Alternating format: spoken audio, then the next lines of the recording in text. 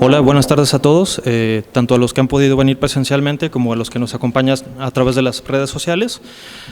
Antes de presentar a nuestro invitado de hoy, quiero contarles que es un evento que teníamos contemplado desde que se abrió la exposición, pero sabíamos que era difícil que se llevara a cabo por la pandemia y por las circunstancias actuales, así que nos alegra enormemente que por fin haya ocurrido. El maestro Juan José Cohen Gómez es arquitecto y editor. Estudió la licenciatura en Arquitectura en la Facultad de Arquitectura de la UNAM, periodismo en la Escuela de Periodismo Carlos Septién García y una maestría en Análisis, Teoría e Historia de la Arquitectura también en la Facultad de Arquitectura de la UNAM.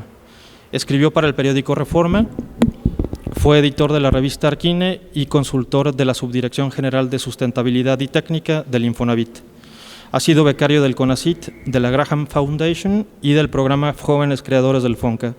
Actualmente es director de Fundación ICA y profesor en la Universidad Iberoamericana. Y le cedo la palabra al maestro Juan José Cohen. Es donde haces tiempo porque no se puede ver la presentación. Okay. No es cierto. En un momento más comenzamos mientras presentamos la exposición en las pantallas.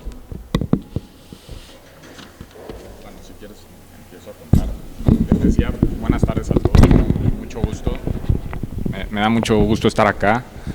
Además no se puede por alguna razón dar clic en la presentación, así que solo esperemos a que el clic funcione y ya está, pero gracias, Amado, por la presentación, gracias al museo, al instituto y a todos quienes nos han ayudado para estar acá y sobre todo por compartir este material, que ahora les contaré un poco la proveniencia de cada uno de los ítems y los archivos que vamos a ver, pero es una historia fascinante que espero ahora les he amado con otros descubrimientos que hemos hecho en el tiempo corto de la exposición a hoy, detonen nuevos, ¿no? Entonces, siempre las exposiciones deben provocar reflexiones, críticas y sobre todo alguna forma, y me da mucho gusto que haya un intercambio generacional, ¿no? Porque para aprender de esa época que estamos viendo retratada, qué mejor que verlo y platicarlo con la gente que la vivió y que ahora nos explique en su momento cómo fue esa ciudad, que afortunadamente todavía hay vestigios como este edificio de lo que fue en ese momento y sobre todo tal vez entrever la ciudad que ya no es, ¿no? Y ese es un poco el objetivo también de no solamente prestar y difundir y que se puedan compartir estas fotografías. Parece que ya.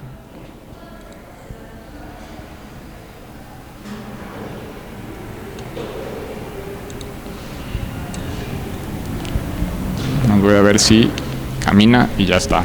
Gracias por la paciencia. Sí, ¿no? Ustedes les va a quedar un poco lejos, pero ¿no quieren que acerquemos esto un poco? Digo, para ustedes, ¿o están bien? ¿Traen lentes todos? Porque yo voy acá en la computadora, así que yo no tengo tema. ¿Sí se ve? Bueno.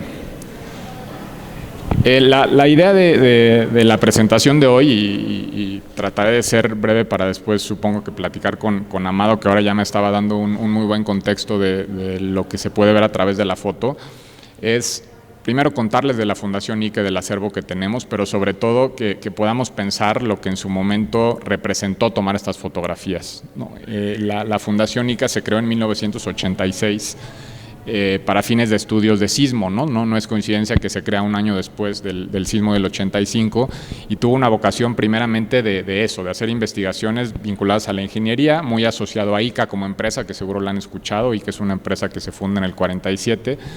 Y la vocación posterior de los 90 a acá es vincular el acervo histórico que tenemos. Y esto sucede también por un cambio coincidente de la imagen satelital y de cómo hacer esto se vuelve de alguna forma obsoleto. Y en ICA se le da el valor a ese archivo. A partir de esa coyuntura, que es de los 90, el primer trabajo fue registrar lo que se tenía. Y para eso primero tratamos en su momento de entender este origen, ¿no? Y la primera reflexión que les quiero contar es, en su momento, lo que implicó para el ser humano en general, ¿no? y para todos nosotros la capacidad de ver desde arriba. No sé si ustedes en su vida cotidiana les llama la atención, o cuando van de viaje, encontrar un mirador, encontrar un punto alto, para no solo ubicarte, sino para tener referencias de qué lugar estás visitando. Y esto es relativamente nuevo, ¿no? para los ciudadanos comunes que habitamos los espacios.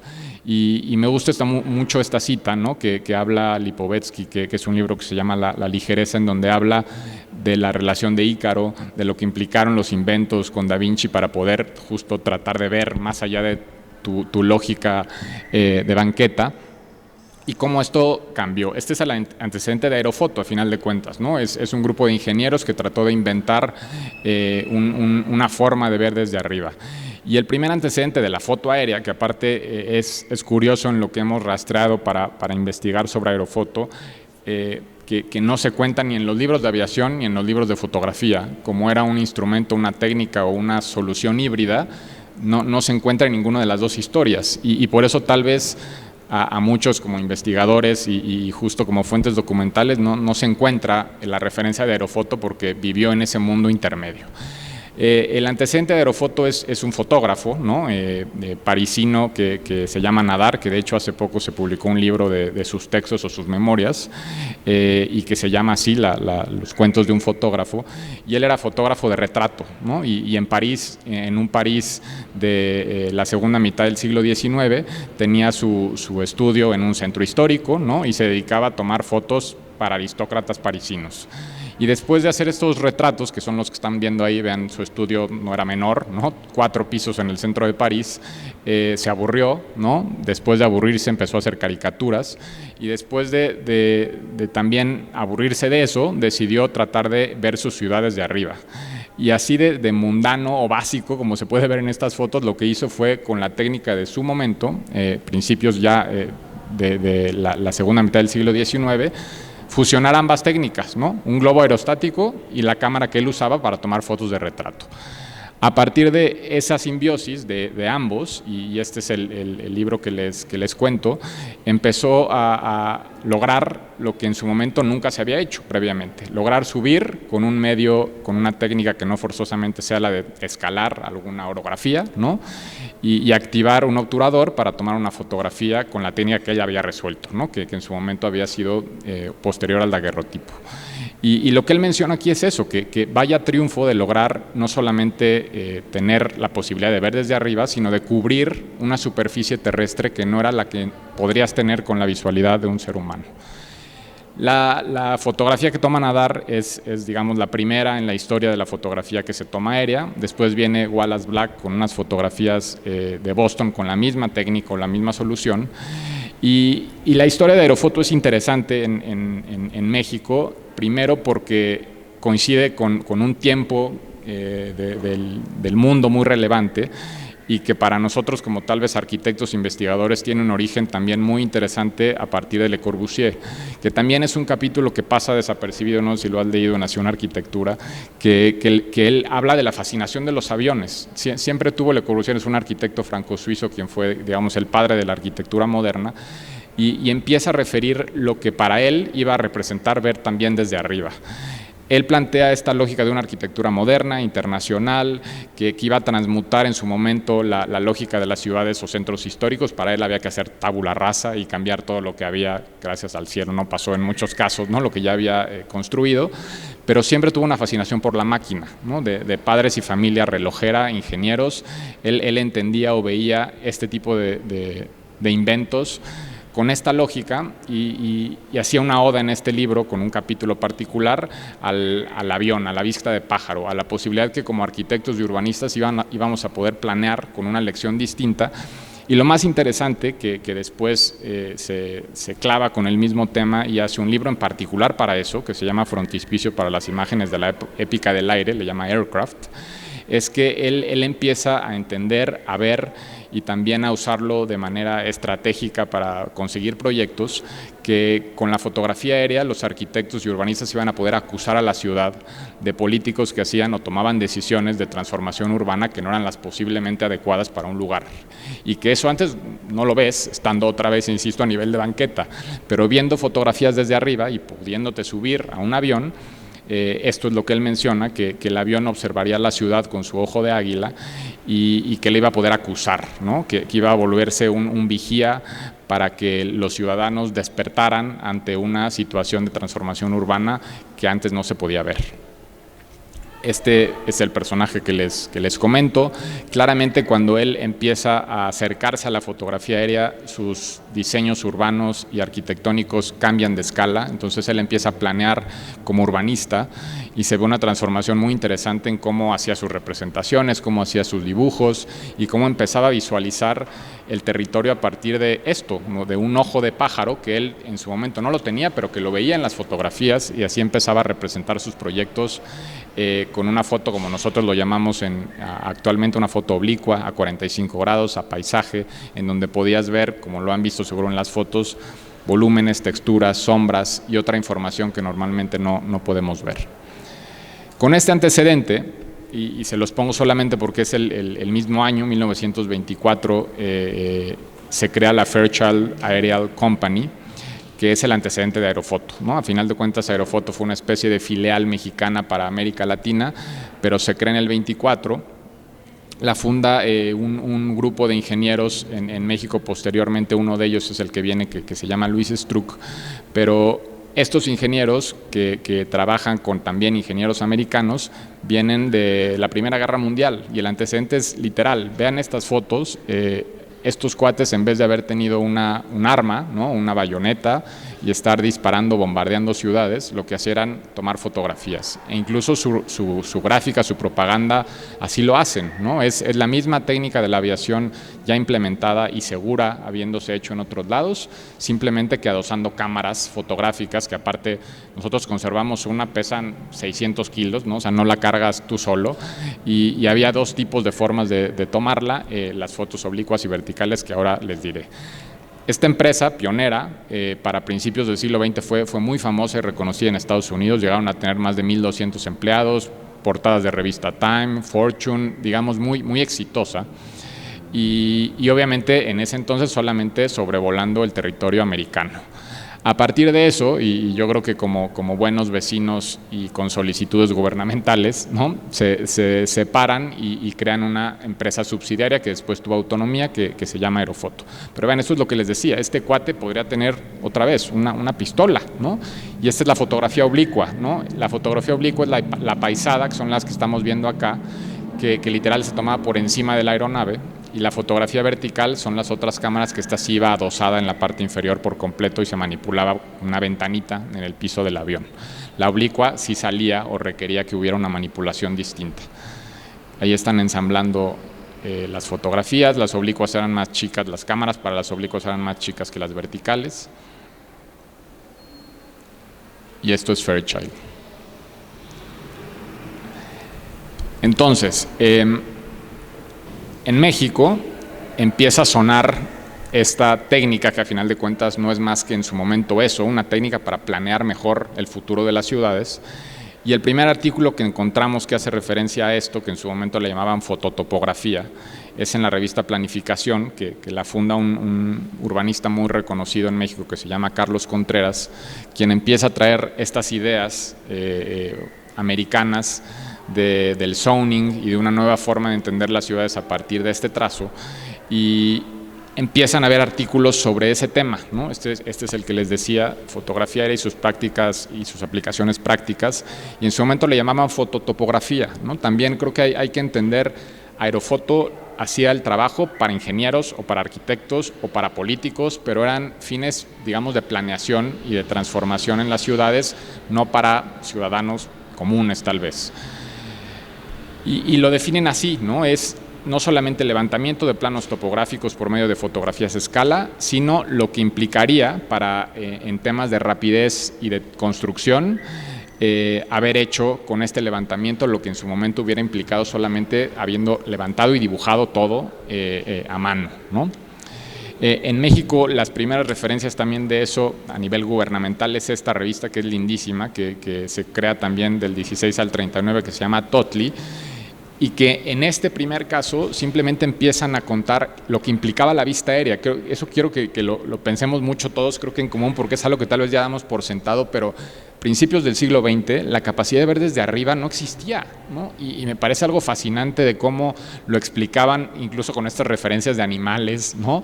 De cómo hay otros seres humanos que lo logran hacer y nosotros seguíamos en ese entonces en búsqueda de poder no solamente ver de arriba para abajo, sino completamente lo contrario, ¿no? Estas referencias mundiales, ¿no? de arquitectura en Europa, esto es las primeras fotos aéreas en Nueva York de cómo este urbanista que es muy famoso empezó a transformar las ciudades a partir de sobreponer sus proyectos en fotos aéreas. Cualquier parecido al bulevar que ustedes tienen aquí es mera coincidencia de partir una ciudad en dos, pero bueno, son los antecedentes de cómo se usaban, ¿no? Aerofoto en el 32 es esto ya, es una empresa también pionera, única, en América Latina no existía otra, y funciona con estos fines del 34 al 94. Otra referencia muy importante de Aerofoto, que también llegó a tener 800 empleados, entre ingenieros, cartógrafos y pilotos, es que fue la única empresa mexicana vinculada a la infraestructura que no era de construcción, pero que tenía ese pie con la ingeniería y con la topografía y que aparte piloteaba o manejaba aviones que no eran los militares, ¿no? Solo había dos empresas o formas de volar un avión en ese entonces. Piensen que esto no había ni aviones comerciales todavía, ¿no? Estamos hablando de 1932 y así lo resolvían. Lo explicaban así, que también me parece muy interesante cómo se tomaban el tiempo aparte de explicarlo para un público no especializado y lo que implicaba puntos de exposición, dirección de vuelo, intervalos entre cada una de las fotografías y también en esta lógica de la historia del híbrido, piensa en la hazaña que era primero tener un avión en óptimas condiciones, tema de gasolina, diésel, un piloto, levantarlo y ya en el aire había 3 personajes, el fotógrafo, el aerocartógrafo y el piloto. El piloto manejaba, el fotógrafo tomaba o picaba el obturador y el aerocartógrafo tenía un plano, que ahora lo van a ver, que es el que te decía exactamente cómo tomar la foto. No iban y de pronto ahí le apretaban y con un dron veían qué pasaba en el aire, ¿no? Haber tenido un error en el aire, habiendo volado un avión, representaba un costo muy elevado para no lograr lo que en su momento tenían que hacer y este solo es el inicio del proceso. Así lo explicaban, hacían collages en donde ponían los aviones sobrepuestos en el territorio. Los arquitectos e ingenieros de la época empezaron a aprovechar esa tecnología. Piensen que esto es aparte de 1940, en donde empiezan a haber ya proyectos representados desde el aire. Y el primer proyecto de arquitectura fotografiado por Aerofoto es el multifamiliar alemán, que tal vez lo han escuchado en la Ciudad de México, en Coyoacán, que es de 1947. Que fue el primero que no solamente modernizó, transformó el sur de la ciudad, sino que es un multifamiliar de 12 niveles, cuando la gente antes vivía en vecindades o en casas o en fincas, y que era pues un elemento arquitectónico extraño que llegaba a aparecer en la ciudad y que aparte fotografiado desde el aire pues era otra cosa, ¿no? Ciudad universitaria sin duda, y en este híbrido lo interesante es cómo los arquitectos empiezan a ver fotos o urbanistas vinculado a también lo que en su momento los artistas hacían dibujándolo, ¿no? Otra vez, al no tener una referencia fotográfica, los artistas aportaban esto, ¿no? Aportaban información pictórica, muralista, para imaginar y ver con la subjetividad de un artista propio el territorio desde un punto más elevado. El anterior fue de Rivera, este es O'Gorman, y así llegamos al esplendor de Aerofoto. Aerofoto decía que justo su misión o su objetivo principal era transformar esta realidad del territorio en beneficio de los habitantes y lo hace yo creo que con creces y es muy interesante lo que logran. Del 32 al 94 logran capturar 6 millones de negativos, el 95% del territorio nacional, y en un tiempo me parece récord, ¿no? Y lo que nosotros pensamos, además de que lo conservaron muy bien, es que ¿quién lo está haciendo ahora? ¿No? Hay una foto muy interesante que ahora me enseñó Amado, que tienen ustedes en una mesa de luz al centro, un negativo que es de 1971, que es del Cetenal. El Cetenal es el origen del INEGI, ¿no? Es nuestro Instituto Nacional de Estadística e Información Geográfica. Antes del Cetenal había Aerofoto. Entonces, todo lo que ustedes pueden ver acá o que logró capturar Aerofoto, solo lo hacía Aerofoto. A partir del 70 llega el Cetenal, ahora tenemos INEGI, llegan las imágenes satelitales, pero hay un periodo de un hueco donde justo entre el invento y entre que los demás lo replican, que solo lo logra tener el que lo inventó, ¿no? Y ese periodo es el de Aerofoto, del 30 a por lo menos el 70, y ellos sobreviven 24 años más hasta el 94, hasta que ya esta transición analógica digital se vuelve insostenible. Esto es un poco más para que vean que nos hemos dado esta tarea de saber ellos cómo le hacían, ¿no? Porque también ustedes ahora ven las fotos, ¿no? Como nosotros en su momento lo veíamos, pero decía, ¿y estos cuates cómo le hacían? Y estos cuates vean lo que planteaban. Este cuate ya está haciendo trabajos de ortorrectificación con un estereoscopio, pero les voy a enseñar el proceso desde el principio. Una vez volado el avión con estos 3 personajes que les contaban, sacaban los negativos, que son rollos, que ahora los verán, imprimían los negativos en un cuarto oscuro, ¿no? Ya que estaban impresos, los recortaban. Una vez recortados, los unían con empalmes entre cada uno de ellos para que no hubiera distorsión. Esto que ven del lado izquierdo es un soporte de madera rígido, en donde cada uno de estos elementos, por ejemplo, aquí hay 250 fotos, las pegaban en la madera, cortaban los empalmes, y después llegaba un cuate con una cámara del triple del tamaño, que es el personaje que ven ahí, a tomar la foto de todas esas fotos.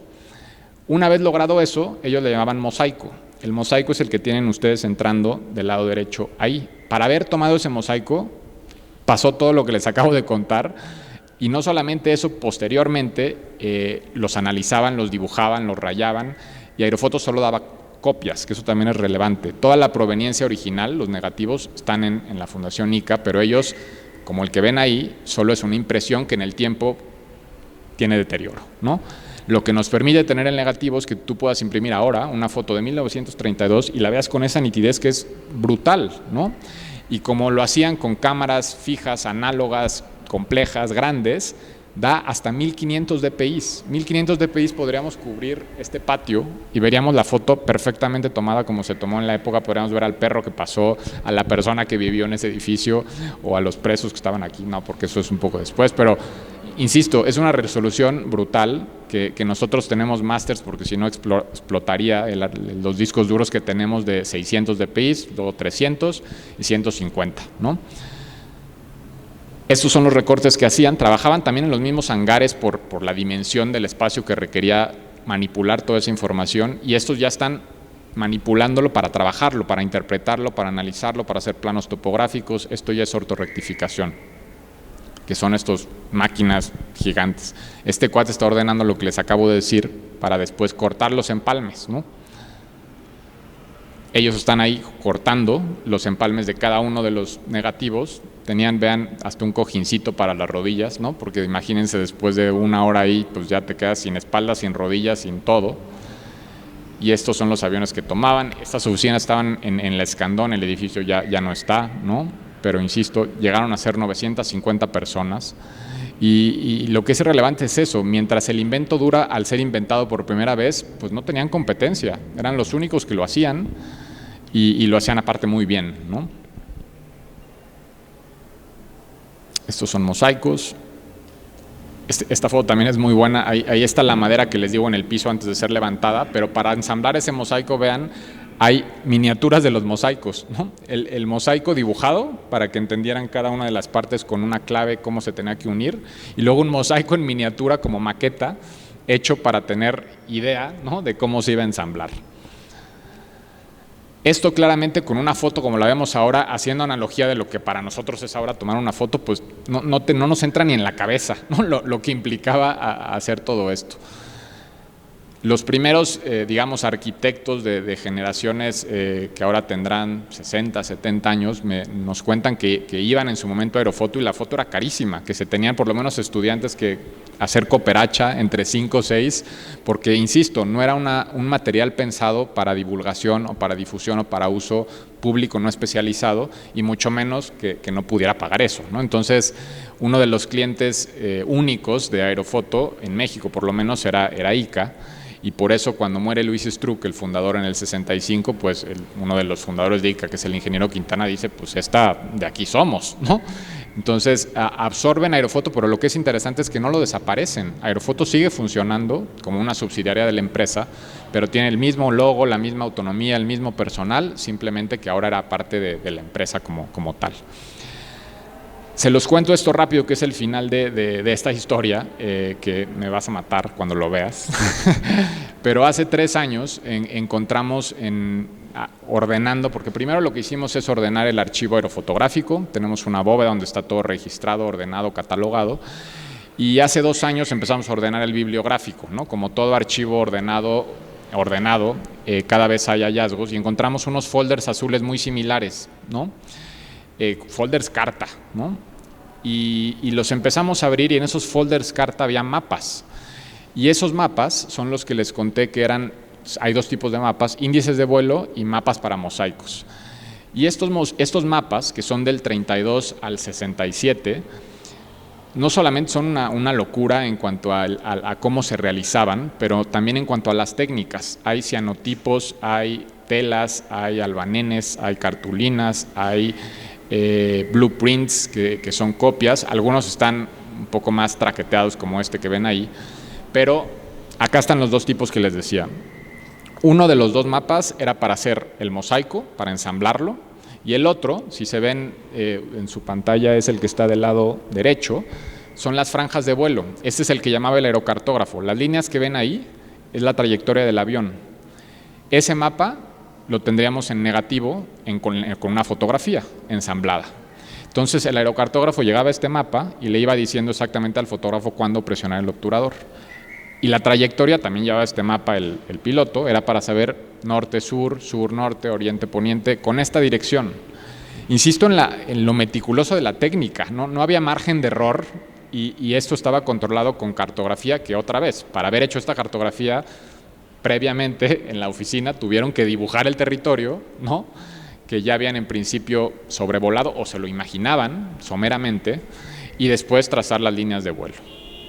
Esto es Mérida en los 40, este es un vuelo sencillo, bajo, reducido, si se fijan nada más tiene 7 franjas de vuelo, este es un vuelo mucho más complicado, ¿no?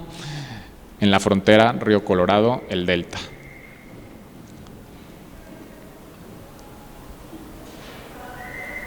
Y estos mapas los terminamos de registrar hace 2 años, nos dieron una beca de Iberoarchivos para terminar el proceso y terminamos hace 4 meses teniendo muy pocos. O sea, piensen que estos mapas eran sus instrumentos de trabajo, eran como nosotros tomamos notas en una libreta, tenemos nada más 1,600, debieron yo creo que haber sido miles y miles o cientos de miles, y de esos 1,600 encontramos 2 de León.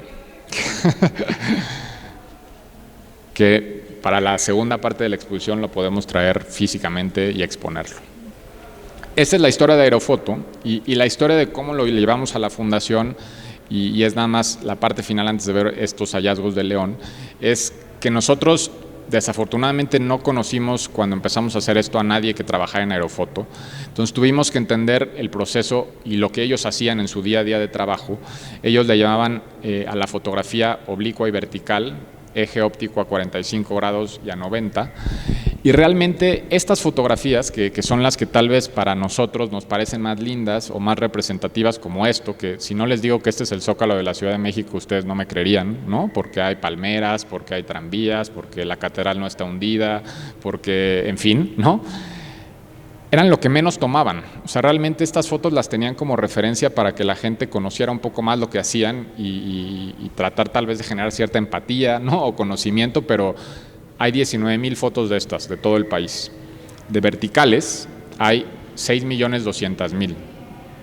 Llevamos el 10% digitalizado, las oblicuas ya terminamos por completo de registrar, digitalizar y estar para acceso público, pero lo que es interesante es que esto no era su día a día, pero para nosotros como una fuente documental histórica es una locura, ¿no? Este es el Archivo General de la Nación, ahora archivo, que en su momento era Lecumberri, la primera cárcel de la Ciudad de México, que coincide con esta, por cierto, pero si no viéramos esta foto, no entenderíamos lo que en su momento era el panóptico, dónde estaba el paredón, dónde estaban los ojos vigías, las crujías. Viendo una foto abajo de la fachada o del espacio, difícilmente entenderíamos la lógica de Jeremy Bentham de el ojo que ve todo y controla los reos que están en un espacio. Otra virtud de las fotos oblicuas es que vemos procesos o momentos que ya no existen y nunca volverán a ser, como ver el Monumento a la Revolución en obra con un andamiaje constructivo que ahora pues lo vemos terminado por completo, pero son instantes que no regresan, o ciudades como estas que, insisto, a pesar de que tengan muchos temas de protección, también hay muchos cambios, ¿no? No está la Torre Latino, hay un estacionamiento enfrente de Bellas Artes arriba, la famosa librería de cristal que está en la Alameda, que era muy linda también, que decidieron quitar, los edificios que todavía persisten o persistían en esa época antes del 85, en fin, el testimonio de la fotografía aérea y la investigación, o lo que te permite en temas hasta históricos, sociales, como esto que vemos acá, de verdad es muy amplio. Esto también, y creo que es muy interesante también verlo en función de León, el tiempo, ¿no? Esto es 1945, ahí está la Torre Vancomer ahorita, no sé si ubican en la Ciudad de México ese cruce que es aparte ahora muy complicado, bueno, Torre Vancomer, Estela de Luz, que se tomó para ese proyecto, el famoso Departamento de Salubridad de Obregón Santa Cilia, ahí sigue esa esquina perdida, pero esa otra esquina que está más al poniente de la foto ya no existe, ¿no? Es completamente diferente, y tal vez ahí la preexistencia, además del sanatorio, pues es el castillo de Chapultepec. Pero el tiempo es muy relevante, e incluso fotografías de arquitectos o de arquitectura construida de la época moderna, vista desde el aire, no se tenía identificada. Por ejemplo, esta es la Escuela Normal de Maestros de Pani, que otra vez ubicamos la foto de la fachada con cómo están los murales, pero esta diagonal que se crea y el patio es difícil verla si no la ves con una foto aérea, ¿no? Este es el Conservatorio también de Música de Pani. Son las primeras fotos que se toman particularmente para edificios. También en esa época empieza a tener más tracción la famosa Chapultepec Heights, que es justo la primera ciudad jardín que después toman idea ustedes acá para la Andrade. Y todas estas son fotos oblicuas de zonas arqueológicas, de orografía, de volcanes. Este es el que tienen ustedes acá cerca. Y estas son las verticales, que insisto, en esta parte son más difíciles de leer. Bueno, este es un zoom muy grande de Texcoco, pero requiere tal vez más perspicacia o más interpretación de tal vez un arquitecto, un ingeniero, un urbanista, pero que también con detenimiento para quienes vivimos por ahí entendemos o nos da información muy interesante de cuál es la traza vista desde arriba. Este es el caso de la Condesa. Este es el aeropuerto o el Palacio de los Deportes, la Colonia Federal, la Jardín Balbuena, y la traza es fantástica, ¿no? Pedregal. Hace poco les cuento esta anécdota de la Fundación Barragán. Empezaron a ordenar el archivo que se llevaron a Suiza, ¿no? Hicieron una nueva página y se dieron cuenta que Barragán tenía una foto aérea de todos sus proyectos impresa. Y nos contactaron para decirles, oigan, tenemos esto, hay algunas que nos faltan, queremos saber exactamente qué buscaba Barragán y cuándo pidió esas fotos a Aerofoto. O sea, imposible, ¿no? Pero les dimos las fotos, bueno, las compraron en negativos de lo que compró Barragán, que aparte algunas ya estaban rotas, rayadas, etcétera, porque él analizaba todos sus proyectos, con lo cual fue un hallazgo que me pareció brillantísimo, con fotos aéreas. Era un instrumento que él ya estaba, ¿no? Nació con eso, y entiendes muy bien, digo, esto no es casual, tenía una foto de Aerofoto en su estudio, ¿no? Con el Pedregal, y la ubicamos todos con esta textura, este fotomural, pero que investigara todos sus proyectos a partir de una foto aérea me pareció una historia lindísima, y te entiendes mucho también la visión de Barragán. Acá están más de su estudio, tenía de hecho 2 fotomurales impresos, tanto del Pedregal como de Tacubaya, donde estaba su casa. Esto es CEU. Y bueno, lo que implicó esto, en resumen, y también para invitarlos a que lo consulten, nuestro archivo está la mayoría de, oblicuas por completo digitalizado, vertical estamos empezando, pero lo que hemos hecho es registrar con la misma lógica que tal vez lo hubiera hecho Aerofoto. Entonces tenemos un sistema de información geográfica donde tenemos cada una de las ciudades o los lugares donde están las coberturas de los vuelos, y esas franjas que ven ahí son las franjas del avión actualmente. Entonces si ustedes nos solicitan una foto de 1932 de Coyoacán, solamente con abrir esa obra, saber estos mapas, podemos saber si hay o no cobertura, ¿no? Y también lo interesante es, dependiendo del año, te das cuenta de a dónde llegaba la ciudad de ese entonces, ¿no? Porque, por ejemplo, este vuelo es del 34 y la Ciudad de México para ese entonces llegaba a Churubusco, al sur en Coyoacán, al oriente no llegaba más de Pantitlán o la central de Abascos, y al norte la Basílica de Guadalupe. Y ves cómo el crecimiento, por lo menos de la Ciudad de México, ha sido norte-sur, o fue antes de los 70 de esa forma. y así están todas las franjas de vuelo por todos los estados.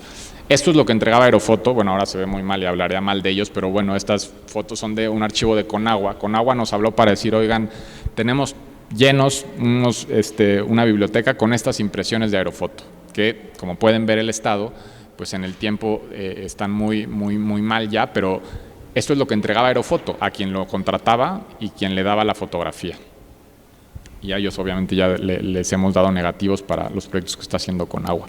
Estos son los negativos cortados, ahora van a ver el rollo.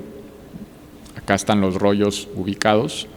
Esta es la cobertura que tenemos de todo el país, que les decía está por completo el país en cuanto a la cobertura. Y lo que hemos hecho es también, además de hacer estas sobreposiciones, que sería la misma imagen, ¿no?, que vimos del cuate que lo hacía manualmente, es hacer mosaicos digitales. Y estos mosaicos nos permiten ver territorios en una cobertura geográfica más amplia, pero ya sin las distorsiones o los empalmes que ellos hacían manualmente, y nosotros haciéndolo ahora con una fotografía. Por ejemplo, esto es Cancún, aquí hay 300 fotografías en una misma, y te permite entender el desarrollo de Cancún hacia el mar en ese entonces. Esta es una franja de Teotihuacán, de las pirámides. Esto es Dos Bocas, volcanes, y ahora veremos las que más bien quiero que ustedes me den orientación. Aplicaciones geomáticas que son muy buenas. Más fotos oblicuas, verticales. Estos ya son los trabajos que se hacían. Hay algunas fotos que están así demarcadas o rayadas, ¿no?, que son los estudios que hacían. Hemos empezado a darle elevación a las fotos, lo cual también es muy interesante, cómo manipulas una imagen para poner un velo y tener cierto volumen, sobre todo en temas de orografía. Y estos, perdón, esto tiene que correr, no, este es un PDF, pero bueno. De Guanajuato como estado tenemos 156 fotos oblicuas del 32 al 63, 34, perdón. Le decía a Amado que es interesante que es de los primeros estados o ciudades donde hay cobertura temporal, o sea, no todos los estados empiezan en el 30, muchos empiezan 40, 50, y es interesante que en León, y no solo León, Guanajuato, ciudad, ya existía cobertura acá, digo, lo vieron en esa foto del 34, y 47 verticales, que también es muchísimo. 47 verticales le llamamos las obras, que son cada uno de los rollos. Cada rollo puede tener entre 80 y 120 negativos, y hay más de 700 fotografías verticales, también del 43 al 89. Bueno, esto sí es Guanajuato Centro, pero es para que vean también la diferencia de la información que te da esta foto oblicua, ¿no?, a esta vertical, ¿no?, que bueno, ustedes lo conocen seguro la zona mejor que yo, pero el contraste de la orografía con la traza es muy impresionante. Y estos son los mapas que encontramos, que este mapa es del 45, y hay que ver a qué fotografía corresponde, que sería lo que decías ahora, que puede ser interesante. Y si se fijan aquí, era la ciudad del 45, hay 6 vuelos, o bueno, 6 franjas del vuelo que le llamamos 6 obras, y también siempre me gusta mucho, me llama mucho la atención, uno, la tipografía, ¿no?, la forma en que elaboraban cada uno de los títulos o el nombre. Este es el plano, la primera vez en la historia que lo están viendo ustedes, ¿no?, y las referencias que tenían, ¿no?, las referencias de vuelo para que el piloto, la gente que estaba en el avión se ubicara. Fíjense, pone estación del lado oriente y campo de aviación en la parte sur. ¿O está volteada? Sí. Debería ser, ok. Debería estar así. Entonces más bien ellos lo volteaban así, ¿no? Pero bueno, las dos referencias que ponen en el plano son campo de aviación y estación.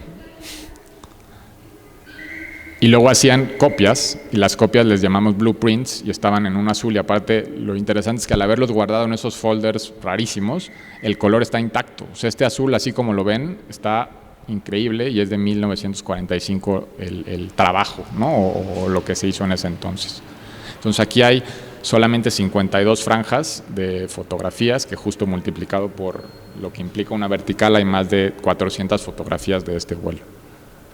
Y esta es la foto, ¿no?, que creo que no es la misma de ahí. Bueno, a ver, tú eres también está volteada, ¿no?, pero sí parece lo que vimos acá, a que está allá abajo. Entonces sí es la del 60. Creo que sí, ¿Sí? es la del 60. Bueno, ya ustedes como expertos lo verán después, pero para que vieran el origen. Y este es el vuelo original, digamos hecho ya mosaico, y este es 61, que es el vuelo que decías, que esa me parece que sí es esa, ¿no? La diferencia de ver esta imagen a como vemos ya una impresión con 60 años de distancia, pues por eso dije que me ibas a matar, porque esta hubiera estado increíble tener la impresa gigante con una resolución como la que se tiene, pero nada que ver, ¿no? O sea, hasta justo podríamos actualizar la que tienen ahí con este mosaico. Y este es el otro que encontramos, que este es del 76. Y este es horizontal, es aparte un mosaico raro, ¿no? Normalmente tienen una de entrada origen vertical. Digo, más allá de que puede ser muy debatible si es norte-sur, pero la información que ponen siempre nos da pie a nosotros en cómo en principio se tomó, y esa información, si lo ven en la parte de abajo, que está muy chiquito, es 1/20,000 y es de León en el 76. Y está muy impresionante. Y estas fotos oblicuas son las que vemos allá. Esta no sé si la viste. Sí. ¿Sí? Sí, está en esta mejor.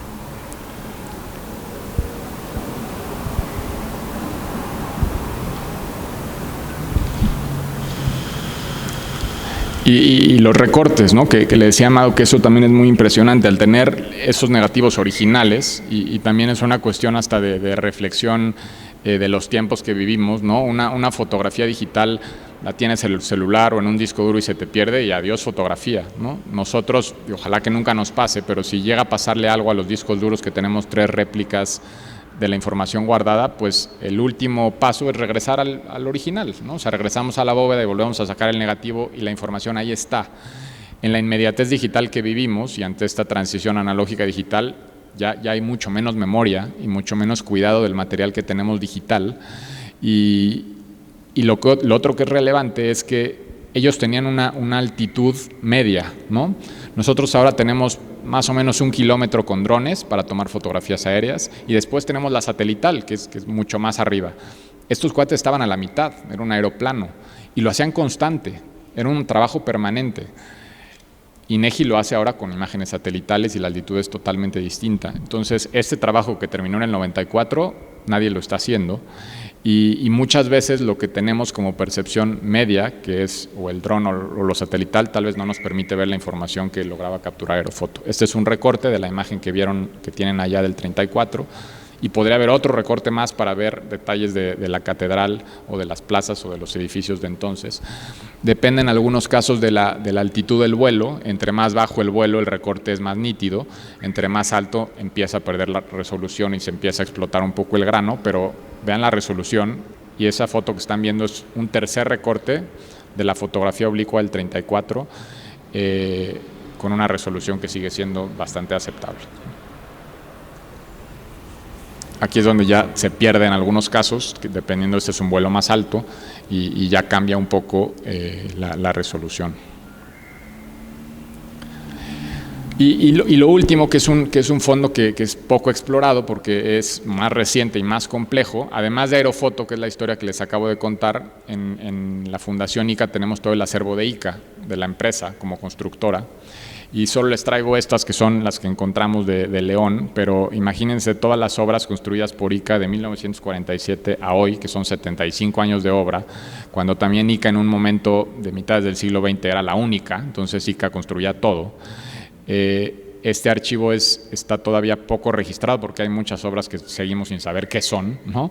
Pero ya está todo registrado, no está todo digitalizado, pero solo de colección ICA, que así le llamamos a esto, hay más de 4.5 millones de negativos o impresiones o cualquier soporte de fotos que son testimonio de ICA, ¿no? Estas son sus autopistas regionales, que seguro ustedes conocerán mejor que yo, pero espero que sigan en pie o igual.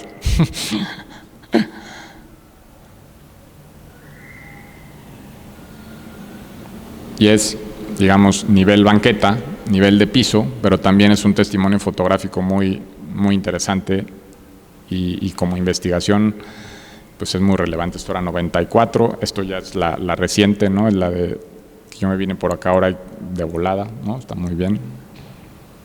Palmillas a Paseo el Grande. Y por último, pues invitarlos a consultarlo, ¿no? Somos una fundación con un archivo, si bien privado, pero de consulta pública, gratuita.